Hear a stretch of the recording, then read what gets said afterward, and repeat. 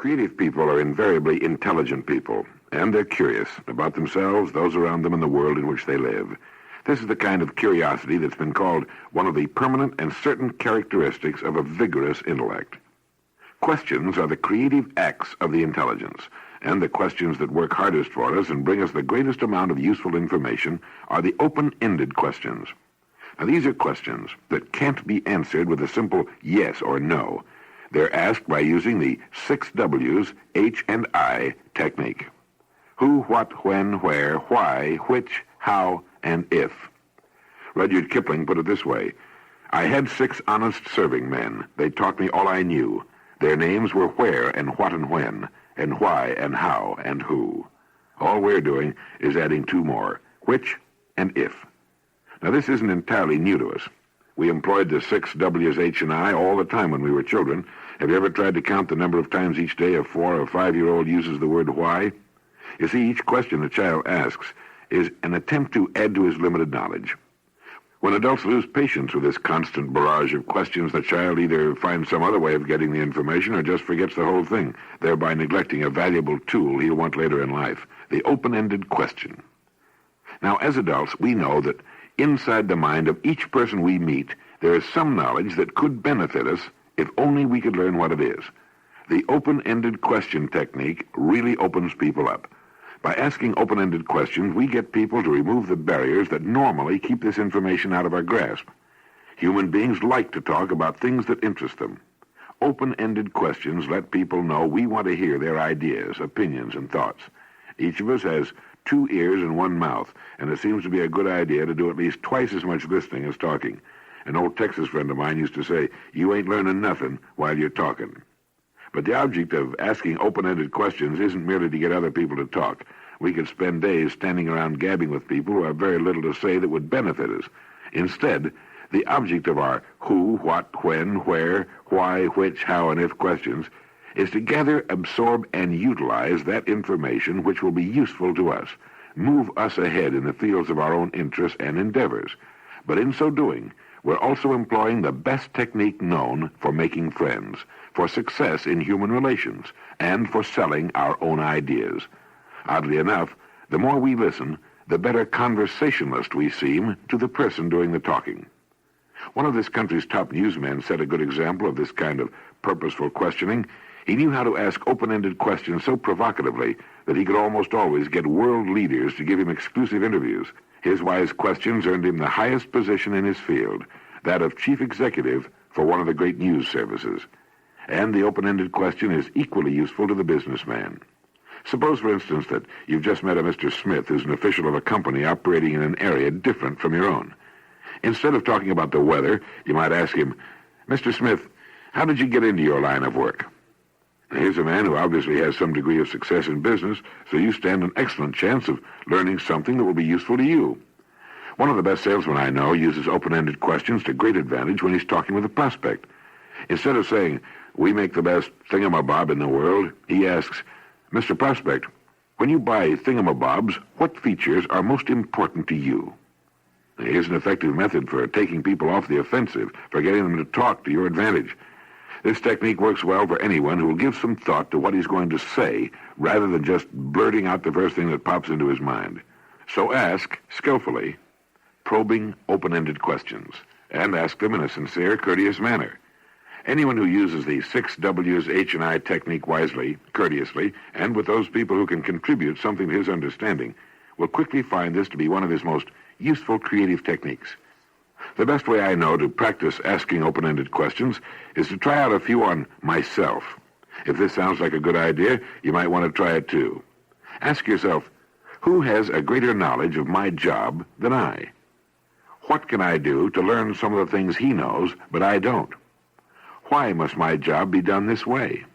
And if there is a better way to do my job, what would it be? The housewife and the student can make up a similar set of questions that will be just as stimulating in their own fields. Take time to ponder these questions. Their answers, the facts and information you'll gain, can make your life infinitely more interesting and rewarding.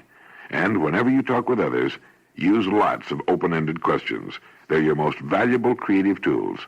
Thank you.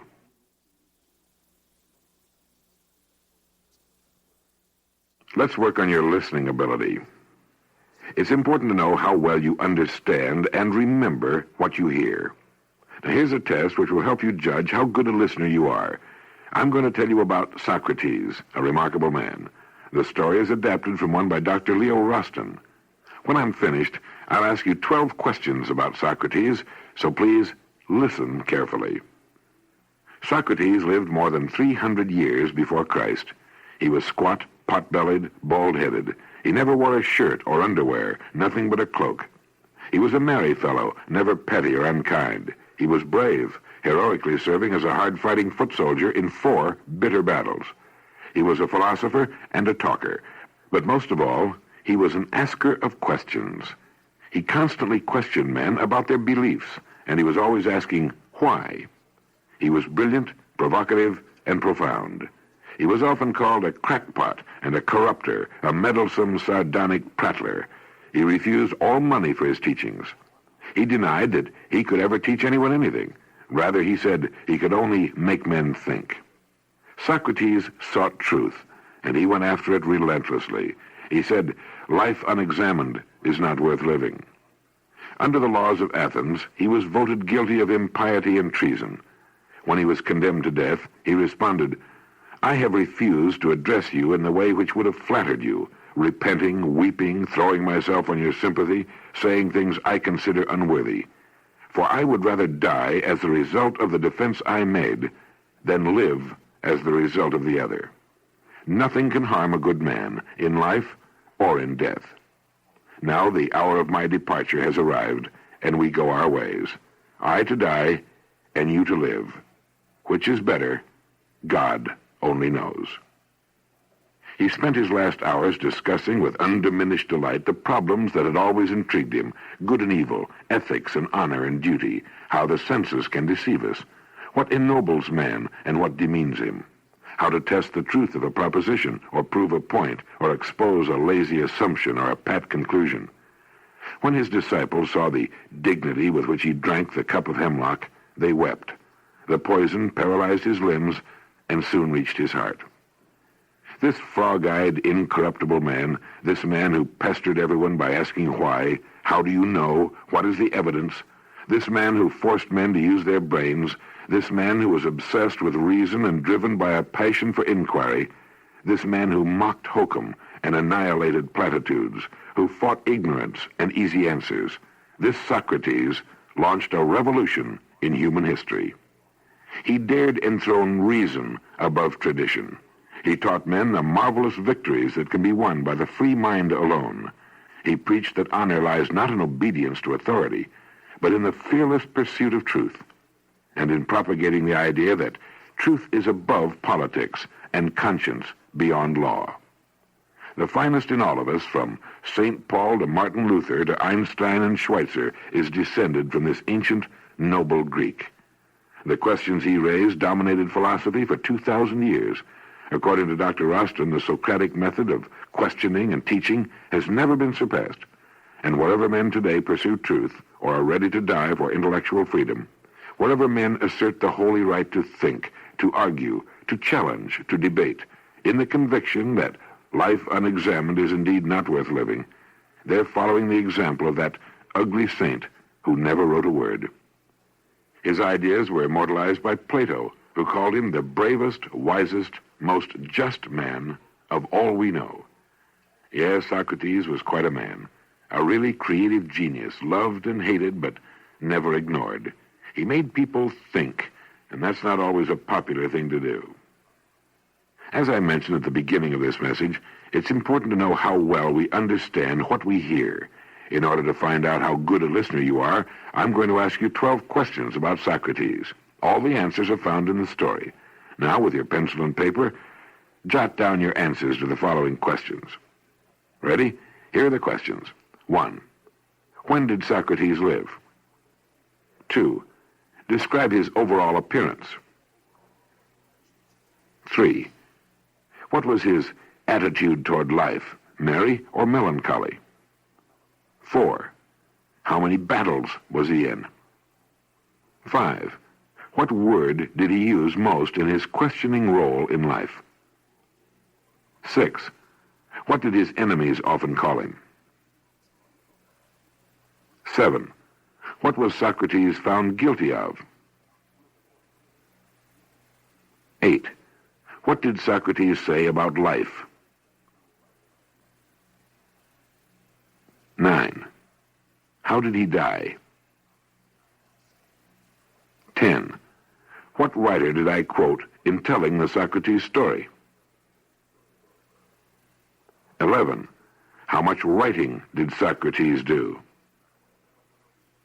And 12. What famous philosopher called Socrates the bravest, wisest, most just man of all we know?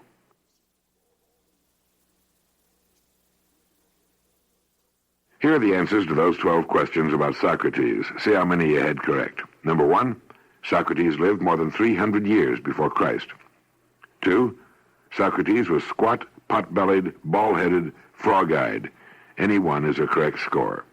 3, Socrates was a merry fellow, never petty or unkind. 4, he was in 4 battles, a hero and a foot soldier. 5, why was the word Socrates used most? 6, his enemies called him a crackpot and a corrupter, a meddlesome, sardonic prattler. Count yourself right if you had any one of these. 7, Socrates allegedly violated the laws of impiety and treason. 8, Socrates said about life, life unexamined is not worth living. 9, he died from poison. He drank a cup of hemlock. 10, Leo Roston was the writer I quoted. 11, Socrates never wrote a word, according to historians. And 12, Plato called him the bravest, wisest, most just man of all we know. Well, how did you do? If you had as many as 10 correct answers, you're an excellent listener. If at least 7 of your answers were right, you're above average. But if you got less than half of them right, it might be a good idea to increase your listening ability. In fact, all of us can profit by listening more closely. A well-trained pair of ears is one of our most valuable assets, and here's why. The experts estimate that most of us spend about 70% of our waking hours in some form of verbal communication. It breaks down this way. 9% of our time is spent writing, 16% is spent reading, 30% is devoted to talking, and 45%, almost half the time we're awake, is spent listening. So you see, it really is a good idea to know how to listen, how to get more good out of what we hear. While you've still got your pencil handy, you may like to make some notes on some ways to increase your listening power. The first suggestion is to recognize the importance of skillful listening. If we don't realize it's worthwhile to hear more of what people say to us, there's no reason to bother improving this creative power. Second, we should pay attention. Now, while this may seem too obvious even to mention, it's surprising how many people try to fake their attention, and it's awfully embarrassing when they get caught at it. While listening to someone, we should look at them squarely in the eye is always best, and give them the attention and respect we appreciate so much when we're speaking. If instead of listening to a person, we're trying to figure out what we're going to say next, we can't possibly keep up with what that person is telling us. Third, we should keep alert to the speaker's gestures and facial expressions. Empathy is one of the outstanding marks of a good listener. None of us likes to talk with someone who persists in wearing a deadpan expression, so try smiling occasionally and nodding agreement. This tactic is just as positive as a yawn is negative. Fourth, we ought never to rule out any topic of discussion as totally uninteresting. Creative people are always on the lookout for new and different information. While we may rightly classify some topics as drivel, gossip being one candidate for this list, it's wise to be sure the subject is not worthwhile before tuning it out. Keep your mind open to new ideas. They're all around you, and many of them will come by way of the spoken word. Fifth, avoid prejudging the speaker. Pay attention to what he's saying rather than the way he says it. Closed-mindedness and jumping to conclusions might well come under this heading.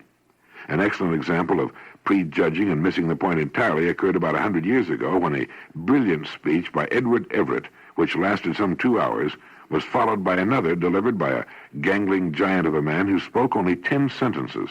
When he finished, there was a smattering of polite applause.